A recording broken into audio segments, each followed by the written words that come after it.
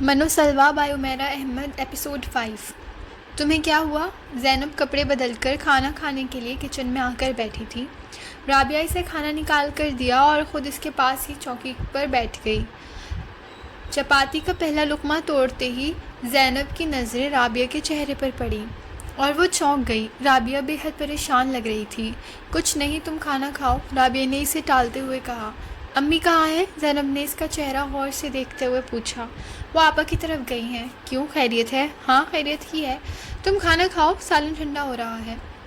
رابعہ نے ایک بار پھر اسے کھانے کی طرف متوجہ کرنے کی کوشش کی مگر وہ کامیاب نہیں ہوئی۔ مجھے صاف بتاؤ کیا ہوا ہے؟ زینب یکدم پریشان ہو گئی۔ رابعہ کچھ دیر خاموشی سے اسے دیکھتی رہی، پھر اس نے کہا، زہرا آپا کے ہاں پھر بیٹی ہوئی ہے۔ زینب سن ہو گئی۔ اس کی بھوک یکدم غائب ہو گئی تھی۔ اس کی بڑی بہن کے یہاں یہ تیسری تھی۔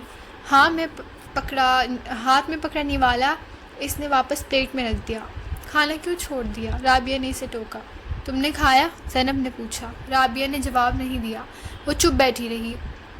زہرا زینب سے 4 سال بڑی تھی۔ 5 سال پہلے اس کی شادی ضیاء کے اکلوتی بڑی بہن فہمیدہ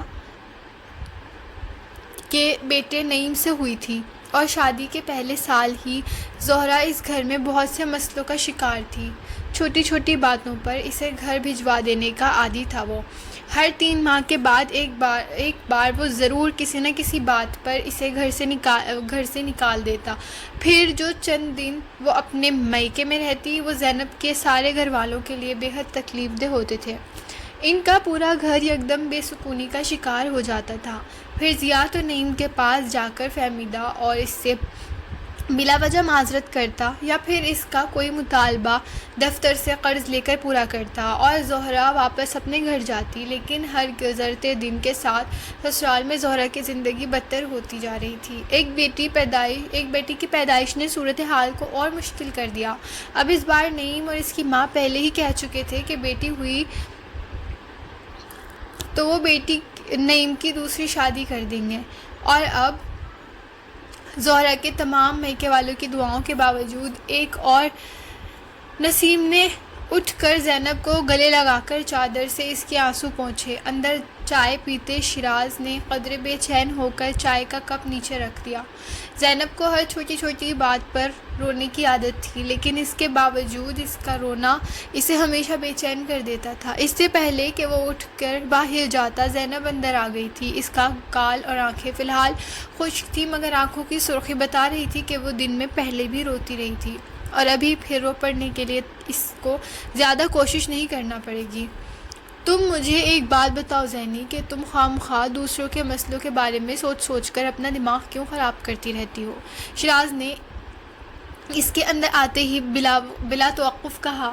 زہرا کی تیسری بیٹی ہو گئی ہے تو تمہیں اس سے کیا؟ یہ تمہارا مسئلہ نہیں ہے۔ زینب نے کرسی پر بیٹھتے ہوئے شوقی نظروں سے اسے دیکھا۔ وہ میری بہن ہے، تو شیراز نے اسی انداز میں کہا۔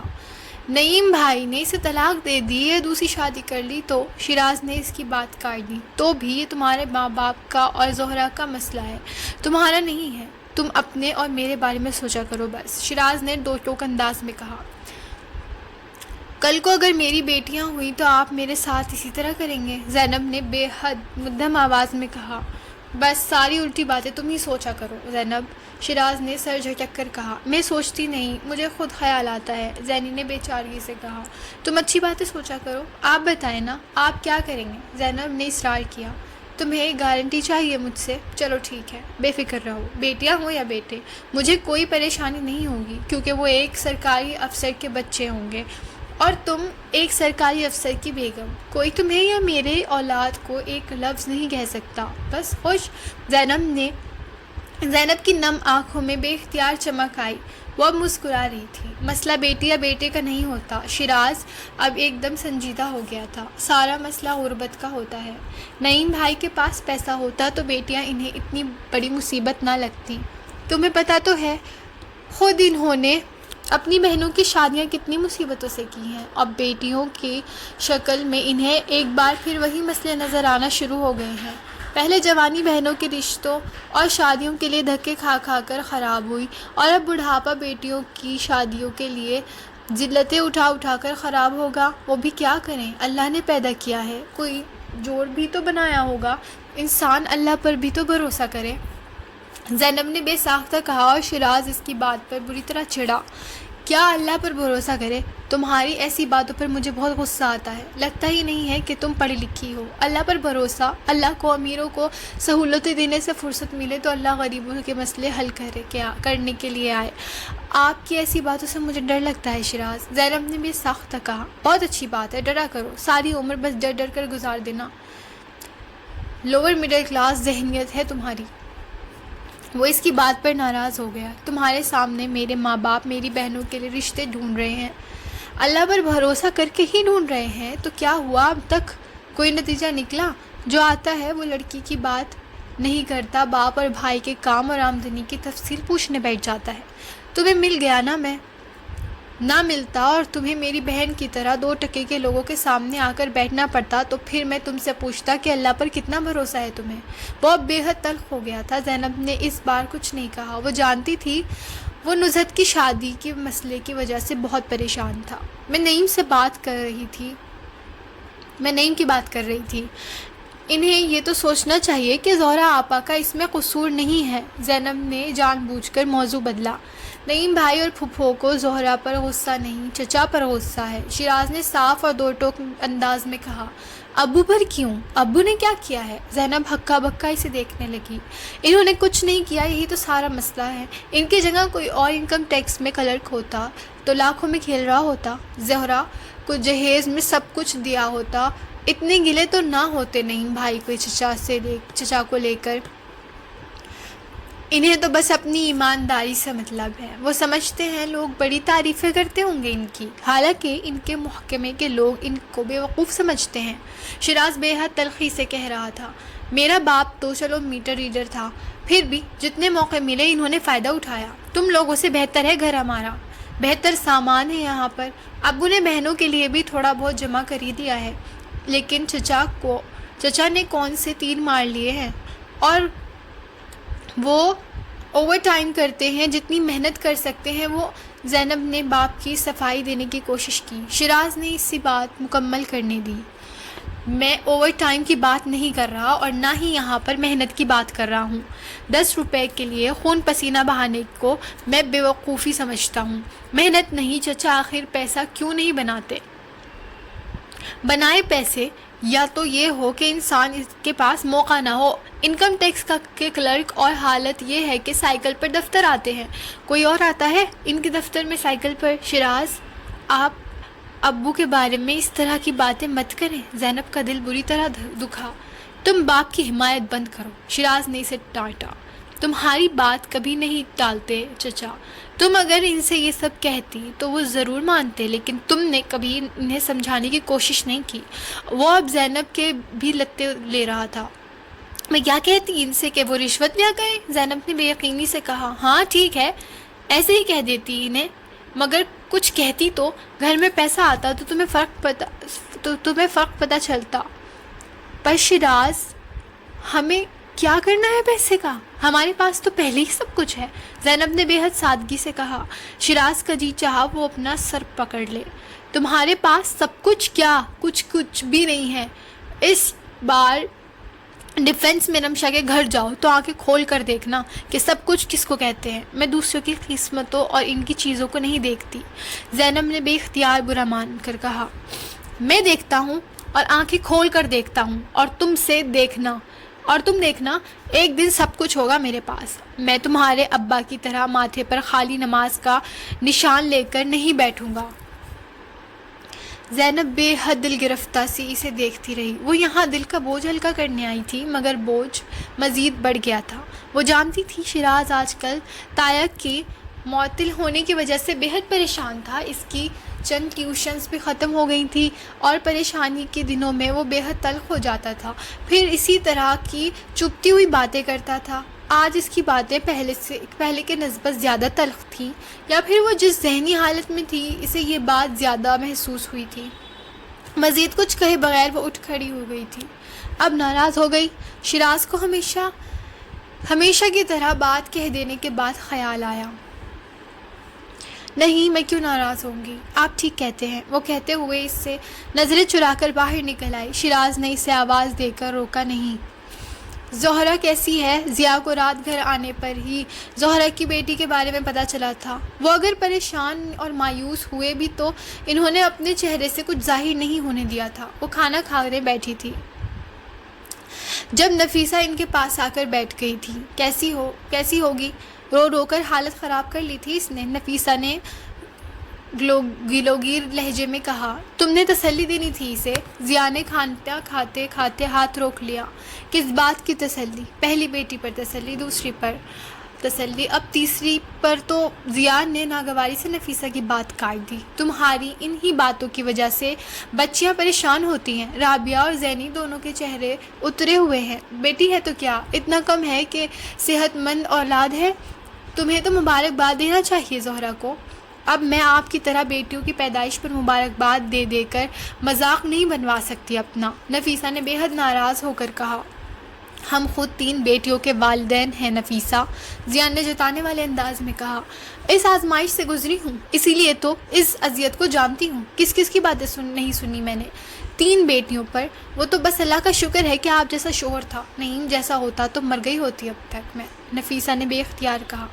تمہیں اللہ کے رسول صلی اللہ علیہ وآلہ وسلم کی حدیث یاد ہے کہ جس شخص کی 3 بیٹیاں ہوں اور ان کی اچھی پرورش کر کے بیاہ دے تو قیامت کے دن وہ میرے اس طرح قریب ہوگا جیسے ہاتھ کی 2 انگلیاں۔ ضیاء نے بڑی رسانیت سے انہیں سمجھانے کی کوشش کی مگر نفیسہ نے بے حد تلخی سے ان کی بات کاٹ دی۔ یہ دنیا ہے ضیاء صاحب، یہاں لوگ قرآن ہاتھ میں لے کر ماتھے اور سینے سے چاہے لگاتے ہوں۔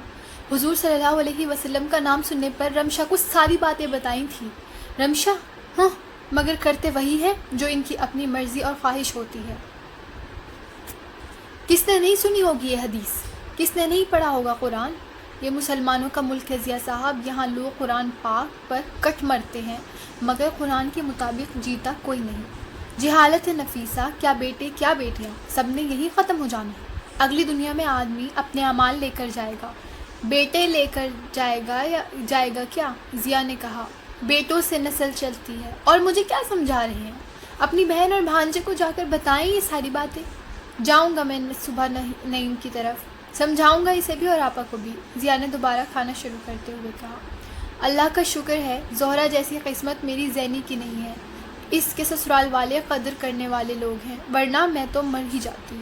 اور آپ نے اکبر بھائی کے معاملے میں کیا کیا؟ نفیسہ کو بات کرتے کرتے یاد آیا۔ 1-2 دن میں میرا آفیسر آ جائے گا تو بات کروں گا اس سے نفیسہ مجھے تو اب بہت شرم آتی ہے بار بار سفارشیں کرواتے ہوئے۔ پچھلی بار معطل ہونے پر بھی میں نے اکبر بھائی سے کہا تھا کہ اب رشوت نہ لیں، لیکن انہوں نے ایک نہیں سنی میری۔ اب تو میرا دل بھی نہیں چاہتا ان کی سفارش کرنے کو، ضیاء نے بے حد ناگواری سے کہا۔ ضیاء صاحب، آپ کے صرف بڑے بھائی نہیں ہیں، وہ آپ کی بیٹی کے سسر بھی ہیں، ابھی تو بھائی بن کر مدد مانگ رہے ہیں آپ سے۔ اگر دوسرے رشتے کا خیال آ گیا انہیں تو آپ کی یہ شرافت بیٹی کے لیے مسئلہ بنا دے گی، نفیسہ نے جیسے تنبیہ کی۔ جانتا ہوں، زینب کی وجہ سے ہی کر رہا ہوں یہ سب کچھ، ورنہ تو میں کبھی سفارش نہ کرتا ان کی۔ شیراز کا رزلٹ آ جائے اور وہ نوکری پر لگ جائے تو میں تو اکبر بھائی سے کہوں گا کہ وہ ویسے ہی نوکری چھوڑ دیں، تب اگر معطل ہوئے تو شیراز بیچارے کے لیے بھی کتنی بدنامی ہوگی۔ انہوں نے گہرا سانس لے کر کہا۔ تم خوامخواہ پریشان مت ہو، کچھ نہیں ہوگا تمہاری بہن کو اور اس کے گھر کو۔ زینب رمشا کے گھر پر تھی اور رمشا اسے تسلیاں دے رہی تھی۔ وہ اس کا دل بہلانے کے لیے اسے آج کالج سے گھر لے آئی تھی۔ زینب جب کسی بات پر بہت پریشان ہوتی تھی تو رمشا اسے اپنے ساتھ اپنے گھر لے آیا کرتی تھی۔ تم آپا کے سسرال والوں کو نہیں جانتی، زینب کے اضطراب میں کمی نہیں ہو رہی تھی۔ اچھا، زیادہ سے زیادہ کیا کر لیں گے وہ لوگ؟ طلاق دے دیں گے نا، دینے دو، بندہ مر نہیں جاتا طلاق سے، رمشا نے بالآخر جیسے تنگ آ کر کہا۔ ہمارے جیسے گھروں میں مر ہی جاتا ہے، زینب نے ناراض ہو کر کہا۔ روز روز کے مرنے سے ایک دن کا مر جانا بہتر ہے، رمشا نے اسی انداز میں کہا۔ تم یہ سب نہیں سمجھ سکتی رمشا، کیونکہ یہ تمہاری زندگی کے مسئلے نہیں ہیں اور ہماری ساری زندگی انہی مسئلوں کے ساتھ گزرتی ہے، زینب نے بے حد مایوسی سے کہا۔ خیر تم تو یہ مت کہو، رمشا نے بات کاٹی، کم از کم تمہیں ایسے مسئلے کا سامنا نہیں کرنا ہوگا۔ شیراز جیسا جان چھڑکنے والا میاں ہوگا تمہارا، افسر کی بیوی بن کر شاندار سے بنگلے میں رہو گی، تم سرکاری گاڑی میں گھوما کرو گی۔ وہ اب اسے چیئر اپ کرنے کے لیے موضوع بدل رہی تھی، مگر رمشا نے نوٹ کیا کہ وہ ہمیشہ کی طرح آج شیراز کے ذکر پر زینب کے انداز میں کوئی تبدیلی نہیں آئی تھی۔ وہ اب بھی اسی طرح افسردہ اور رنجیدہ تھی۔ شیراز کا کیا حال ہے؟ رمشا نے اسے غور سے دیکھتے ہوئے پوچھا۔ ٹھیک ہے وہ، اس نے اسی طرح سر جھکائے رمشا سے نظریں ملائے بغیر کہا۔ تمہارا اور اس کا کوئی جھگڑا تو نہیں ہوا؟ رمشا کو شک ہوا۔ تمہیں پتہ ہے میں ان سے جھگڑا نہیں کر سکتی، زینب نے بے چارگی سے کہا۔ ہاں جانتی ہوں، مگر وہ ناراض ہوتا رہتا ہے۔ پھر ناراض ہو گیا ہے کیا؟ رمشا اس کے ذریعے شیراز کے مزاج کو بہت اچھے طریقے سے سمجھنے لگی تھی۔ نہیں ناراض نہیں ہوئے، لیکن بعض دفعہ وہ بہت عجیب باتیں کرتے ہیں، زینب نے بے حد بے چین ہو کر کہا۔ کیسی باتیں؟ ابو کے بارے میں باتیں کرتے ہیں، کہتے ہیں وہ بے وقوف ہیں جو رشوت نہیں لیتے۔ سارے مسئلے اسی وجہ سے پیدا ہو رہے ہیں۔ وہ آہستہ آہستہ رمشا کو ساری باتیں بتاتی گئی۔ رمشا بے حد سنجیدگی سے اس کی بات سنتی رہی۔ میں نے تو کبھی یہ خواہش نہیں کی ہے کہ میں بڑے گھر میں رہوں یا میرے پاس گاڑی ہو یا بہت سا پیسہ ہو۔ میں تو اپنے گھر میں بہت خوش ہوں، وہ بے حد رنجیدگی سے کہہ رہی تھی۔ میری سمجھ میں نہیں آتا کہ اگر یہ چیزیں نہیں ہیں تو کون سی کمی ہے، اور اگر یہ سب کچھ آ جائے گا تو کیا فرق پڑ جائے گا۔ تمہارا منگیتر واقعی بعض دفعہ بے وقوفی کی باتیں کرتا ہے، تم ایک کان سے سن کر دوسرے کان سے نکال دیا کرو، رمشا نے اس کی بات کے جواب میں کہا۔ جس بات سے مجھے تکلیف ہو میں وہ ذہن سے نہیں نکال سکتی، زینب نے مدھم آواز میں کہا۔ وہ رمشا کے کارپیٹ پر بیٹھی انگلی سے کارپیٹ پر لکیریں کھینچ رہی تھی۔ مجھے اچھا نہیں لگتا اگر کوئی ابو کو برا کہے، اور شیراز بعض دفعہ ابو کا بہت مذاق اڑاتے ہیں۔ اس کی آواز میں چبھن تھی۔ سارے مرد ایسے ہی کرتے ہیں، داماد اور سسر کا رشتہ اسی طرح کا ہوتا ہے، تم اتنا مت سوچو۔ رمشا نے بات مذاق میں ٹالنے کی کوشش کی۔ زینب نے جواب نہیں دیا، وہ اسی طرح کارپیٹ پر لکیریں کھینچتی رہی۔ اب رونا مت زینی، رمشا نے جیسے اس کے اگلے قدم کو بھانپتے ہوئے کہا۔ تم زہرا سے زیادہ شیراز کی باتوں کی وجہ سے پریشان ہو؟ نہیں، پتہ نہیں، اب مجھے گھر بھجوا دو، دیر ہو رہی ہے۔ زینب کو ایک دم خیال آیا، اور ساتھ ہی گلی میں تنگ کرنے والے اس لڑکے کا، اس کے سر میں یک دم درد ہونے لگا۔ چند لمحوں کے لیے اسے زندگی واقعی عذاب لگنے لگی تھی۔ میں ابھی کچھ دن کا کالج نہیں آؤں گی رمشا، زینب نے کھڑے ہوتے ہوئے بیڈ پر رکھی اپنی چادر اٹھائی۔ کیوں؟ رمشا نے انٹرکام اٹھاتے ہوئے حیرانی سے پوچھا۔ وہ ڈرائیور کو گاڑی نکالنے کے لیے کہہ رہی تھی۔ مجھے اس لڑکے سے بہت ڈر لگتا ہے، وہ اب بہت زیادہ بےہودہ باتیں کرنے لگا ہے۔ کچھ دن کالج نہیں جاؤں گی تو شاید وہ میرے پیچھے آنا چھوڑ دے، زینب نے بے حد تھکے ہوئے انداز میں چادر اوڑھتے ہوئے کہا۔ تم انکل کو کیوں نہیں بتاتی، بلکہ ایسا کرو سلمان کو بتا دو، رمشا نے قدر خفی سے کہا۔ سوال ہی پیدا نہیں ہوتا، وہ میٹرک میں پڑھتا ہے، کیا کہوں اس سے کہ میرے پیچھے کوئی لڑکا آنے لگا ہے؟ تم جا کر لڑو اس سے، اور پھر وہ خود اس وقت اسکول میں ہوتا ہے، میرے لیے اسکول جانا چھوڑ دے گا۔ اور ابو؟ وہ شام کو گھر آتے ہیں، تو کتنے دن میرے لیے آفس سے آ کر گلی میں کھڑے ہو سکتے ہیں؟ اس لڑکے کو منع کریں گے تو وہ کوئی زیادہ بدتمیزی بھی تو کر سکتا ہے۔ زینب اتنا ڈرنے کی ضرورت نہیں ہے، سمجھی؟ وہ 2 تھپڑ کھینچ کر مار دو، اسے 4 گالیاں دو، پھر دیکھو کیسے دم دبا کر بھاگتا ہے۔ میں آج اپنے ڈرائیور کو بھیجوں گی تمہارے ساتھ، کہوں گی اس کے راستے میں کوئی نظر آئے تو ادھر ہی ٹکائی کرے اس کی، پھر دیکھتی ہوں کون تنگ کرتا ہے تمہیں دوبارہ۔ خدا کے لیے رمشا، تمہارا ڈرائیور میرے لیے اس لڑکے کو گلی میں پیٹے گا تو پورا محلہ باہر نکل آئے گا، لوگ کیا سمجھیں گے؟ وہ کوئی ڈیفنس نہیں ہے رمشا، محلہ ہے، تم ڈرائیور رہنے دو، میں پیدل ہی چلی جاتی ہوں۔ زینب اس کے ارادے کو جان کر یکدم خوفزدہ ہو گئی تھی۔ تم بھی جو ہو نا، بس اچھا ٹھیک ہے، نہیں کرے گا کچھ بھی میرا ڈرائیور، بس تمہارے گھر کے دروازے تک چھوڑ آئے گا، رمشا نے ہلکی سی خفری سے کہا تھا۔ وہ زینب کو لے کر باہر پورچ میں آ گئی۔ اس سے پہلے کہ زینب گاڑی میں بیٹھتی، گیٹ سے ایک اور گاڑی اندر آنے لگی۔ یہ فاران بھائی کہاں سے آ گئے اس وقت؟ رمشا نے گاڑی کی طرف دیکھتے ہوئے کہا۔ فاران بھائی؟ زینب نے پوچھا۔ ہاں، کزن ہے میرے، بڑے تایا کے بیٹے، رمشا نے بتایا۔ فاران کی گاڑی تب تک پورچ میں آ کر کھڑی ہو گئی تھی۔ ہیلو فاران بھائی، رمشا نے فاران کے گاڑی سے نکلتے ہی کہا۔ او ہیلو، یہ میرے استقبال کے لیے آئی ہو باہر؟ فاران نے بے حد خوش مزاجی سے اس سے کہا۔ سرسری سی نظروں سے زینب کو دیکھا اور پھر وہ نظریں نہیں ہٹا سکا۔ جی نہیں، میں اپنی دوست کو گاڑی تک چھوڑنے آئی ہوں۔ زینی، یہ فاران بھائی، اور فاران بھائی یہ میری بیسٹ فرینڈ زینی، رمشا نے دونوں کا تعارف کروایا۔ السلام علیکم، زینب نے ہلکی سی مسکراہٹ کے ساتھ رسماً کہا۔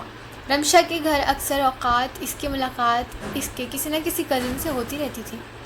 اچھا زینب، میں کچھ دنوں تک چکر لگاؤں گی تمہاری طرف، نوٹس میں تمہیں بھجواتی رہوں گی ڈرائیور کے ساتھ، رمشا نے اسے نوٹس میں تمہیں بھجواتی رہوں گی ڈرائیور کے ساتھ، رمشا نے اسے گاڑی میں بیٹھاتے ہوئے کہا۔ ڈرائیور کے گاڑی سٹارٹ کرتے ہی رمشا نے بے حد ناراضی سے فاران کی طرف دیکھا۔ حد ہے فاران بھائی، اس طرح گور رہے تھے اسے، کیا سمجھ رہی ہوگی وہ؟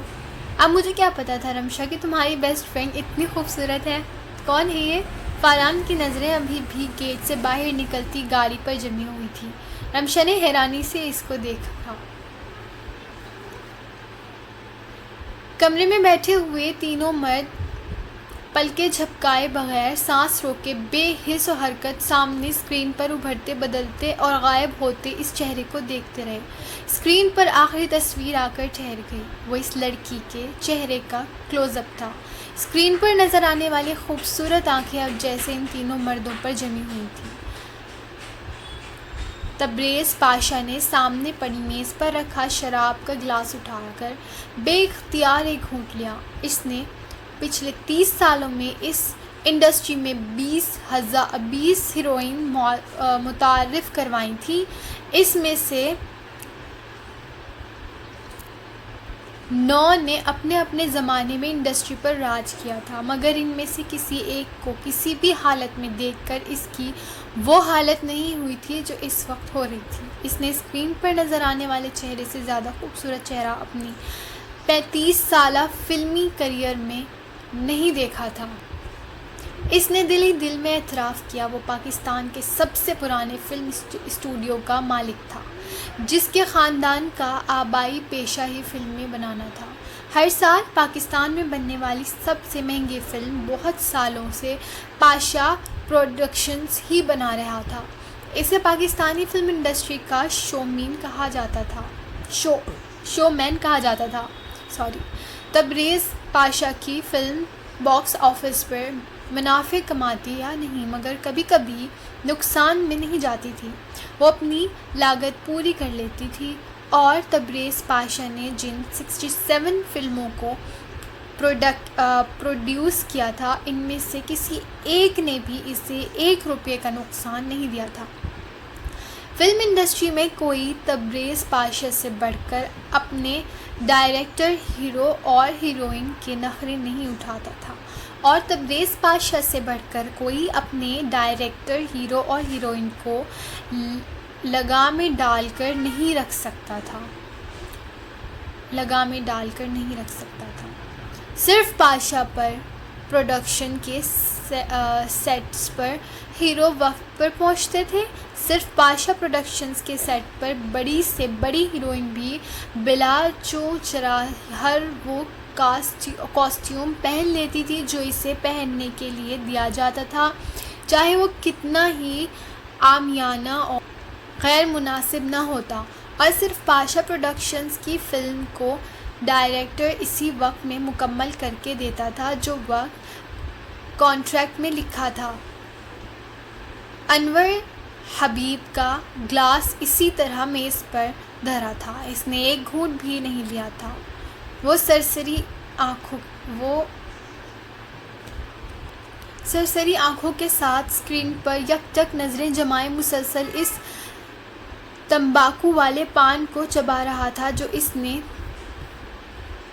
30 منٹ پہلے منہ میں رکھا تھا، اور زندگی میں پہلی بار وہ پان کی پیک تھوکنا بھول گیا تھا۔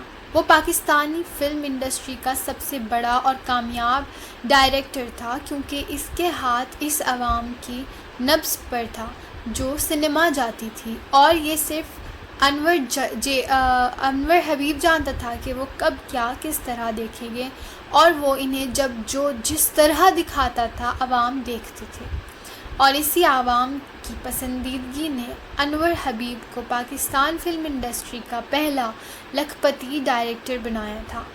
اس نے اپنے 15 سالہ کیریئر میں 155 فلمیں ڈائریکٹ کی تھیں۔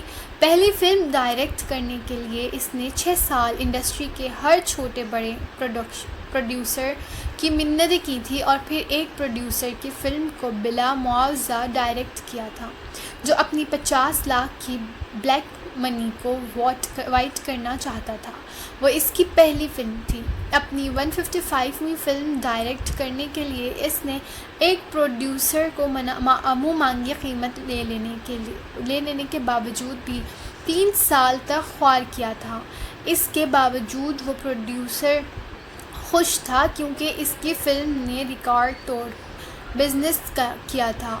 انور حبیب کی فلمیں جمالیاتی اعتبار سے فلم انڈسٹری کی تاریخ کی بدترین اور بزنس کے اعتبار سے کامیاب ترین فلموں میں شمار ہوتی تھی، اور انور حبیب کو ان دونوں باتوں پر فخر تھا۔ وہ اسکرین پر بے حد کم صورت اور بدھی سے بھری ہیروئن کو بھی قیامت خیز انداز میں پیش کرتا تھا، مگر 3 منٹ میں اس اسکرین پر اس نے پاکستانی فلم انڈسٹری کی تاریخ کا خوبصورت ترین جسم دیکھا تھا۔ اس بات میں اسے ایک لخت کے لیے بھی شبہ نہیں تھا۔ سفیر خان نے اپنے دائیں ہاتھ کی انگلیوں میں اٹکے سگریٹ کو بے اختیار ہاتھ سے جھٹکا۔ وہ اس کی انگلیوں کو جلانے لگی تھی۔ زندگی میں پہلی بار چین اسموکر ہونے کے باوجود اس نے اس سگریٹ سلگا کر ایک بھی کش لیے بغیر اسے راکھ کر دیا تھا۔ اسکرین پر نظریں جمائے نیم تاریکی میں فرش پر پڑے سگریٹ کے سلگتے ٹکڑے کو جوتے سے ٹٹول کر اس نے بغیر دیکھے مسئلہ۔ اپنے 10 سالہ فلمی کیریئر میں انڈسٹری کی ہر چھوٹی سے بڑی اداکارہ کے ساتھ انوالو ہونے کے باوجود وہ دعوے سے کہہ سکتا تھا کہ اس نے اسکرین پر نظر آنے والی عورت سے زیادہ خوبصورت دلکش عورت اس سے پہلے کبھی نہیں دیکھی تھی۔ سفیر خان پچھلے 10 سالوں سے فلم انڈسٹری کا بوجھ تنہا اپنے کندھوں پر اٹھائے ہوئے تھا۔ وہ ایک سپر اسٹار کا بیٹا تھا اور اپنے منہ میں سونے کا چمچ لے کر پیدا ہوا تھا۔ وہ 24 سال کی عمر میں اپنے باپ کی پروڈیوس شدہ پہلی فلم میں ہیرو کے طور پر آیا تھا، اور وہ فلم بری طرح فلاپ ہوئی تھی۔ یہ سلسلہ وہیں ختم نہیں ہوا۔ اگلا پورا سال وہ ایک کے بعد ایک فلاپ فلم دیتا رہا، اور اس سے پہلے کہ وہ مایوس اور دل برداشتہ ہو کر فلم انڈسٹری چھوڑتا، انور حبیب نے اسے تبریز پاشا کی ایک فلم میں ڈائریکٹ کیا تھا، اور وہ ایک بلاک بسٹر ثابت ہوئی۔ اس فلم نے نہ صرف سفیر خان کی فلموں کے نامی کے سلسلے کو ختم کر دیا تھا، بلکہ اس کی اس امیج کو بھی ہمیشہ کے لیے بدل دیا تھا کہ جو وہ لے کر فلم انڈسٹری میں آیا تھا۔ پچھلے 10 سال میں اس نے 350 فلموں میں کام کیا تھا۔ تبریز پاشا، انور حبیب اور سفیر خان پاکستانی فلم انڈسٹری کے 3 اہم ترین برج تھے۔ ان میں سے جو بھی جب چاہتا انڈسٹری کے کسی بھی بڑے چھوٹے ایکٹر یا ایکٹریس کا کیریئر چٹکی بجاتے میں ختم کر دیتا۔ پاشا پروڈکشنز کی کسی فلم میں کام کیے بغیر انڈسٹری کو کوئی ایکٹریس سپر اسٹار نہیں بن سکی تھی۔ انور حبیب کی فلم میں صرف وہ ایکٹریس ہوتی تھی جسے وہ چاہتا تھا، اور سفیر خان جس ایکٹریس کے ساتھ کام کرنے سے انکار کر دیتا وہ مین لیڈ سے سیکنڈ لیڈ پر آتی تھی، پھر 1-2 سالوں میں انڈسٹری سے گمنامی کے اندھیروں میں غائب ہو جاتی۔ وہ تینوں اس انڈسٹری کے بے تاج بادشاہ تھے، اور وہ تینوں یہ بات بخوبی جانتے تھے۔ پاکستانی فلم انڈسٹری کی تاریخ میں اس سے پہلے کبھی 3 مردوں کو ایک ٹرائیو اتنا طاقتور نہیں ہوا تھا، اور ان کی اس طاقت نے انہیں بلیک میلر بنا دیا تھا۔ وہ تینوں انڈسٹری میں اگر کسی سے دبتے یا کسی کا لحاظ کرتے تھے تو وہ ایک دوسرے کا ہی لحاظ تھا، اور یہ لحاظ سے زیادہ ضرورت کا غرض تھا جو ان تینوں کو ایک دوسرے کے ساتھ انوالو ہونے پر مجبور کرتا تھا۔ تبریز پاشا کو اپنی فلم کی کامیابی کے لیے سفیر خان کے نام اور انور حبیب کے کام کی ضرورت تھی۔ سفیر خان جانتا تھا کہ وہ پاشا پروڈکشنز کی فلم میں کام نہیں کرے گا تو تبریز پاشا پروڈکشنز کی فلموں سے اس کے مقابل کوئی اور حریف لا کھڑا کرے گا، اور انور حبیب جانتا تھا کہ پاشا پروڈکشنز جتنا پیسہ اور سہولت فلم انڈسٹری کا دوسرا کوئی ادارہ نہیں دے سکتا، اور سفیر خان کا متبادل کم از کم اگلے 10 سال میں اسے نظر نہیں آ رہا تھا۔ فلمیں دیکھنے والے سفیر خان پر جان دیتے تھے۔ اس کمرے میں سفیر خان اپنی 351ویں فلم میں، انور حبیب اپنی 156 فلم اور تبریز اپنی 67 فلم کے لیے اکٹھے ہوئے تھے، اور اسکرین پر نظر آنے والی وہ لڑکی اپنی پہلی فلم کے آڈیشن کے لیے منتخب ہونے والی تھی۔ پھر تبریز پاشا نے کمرے کی لائٹ آن کرتے ہوئے انور حبیب کو سفیر خان کی طرف باری باری دیکھا۔ کمرے میں پھیلنے والی روشنی نے اسکرین پر نظر آنے والے چہرے کو کچھ دھندلا کر